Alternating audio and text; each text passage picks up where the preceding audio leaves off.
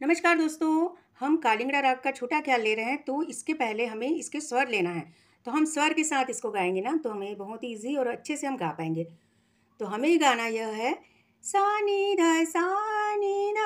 म ध प ग म ग। तो इस तरह से हम स्वर गाएंगे, उसके बाद हम शब्द गाएंगे।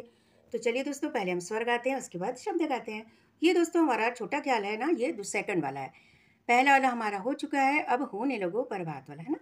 तो ये 3 ताल में है और ये 7वीं मात्रा से शुरू है। तो चलिए दोस्तों शुरू करते हैं। सा नी ध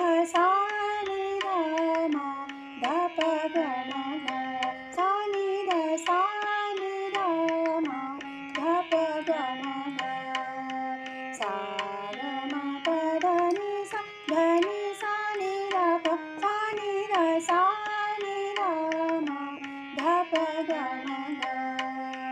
गगरिया में कैसे ले घर जा, बाध चलत मोसे रोकत कन्हार। गगरिया में कैसे सा नि ध म ध प ग म ग। ध प ध नि सा सा रे नि सा सा सबुरी मोरी ननंद हरिणी। ध प ध नि सा सा रे नि सा सा सबुरी मोरी ननंद हरिणी। सा नि सा रे सा ध प ध ध नि सा रे रे सा नि ध प देवरा करेला हैया। गगरिया में कैसे ले घर जा। सा नि ध म ध प ग म ग। सा नि ध म ध प ग म ग।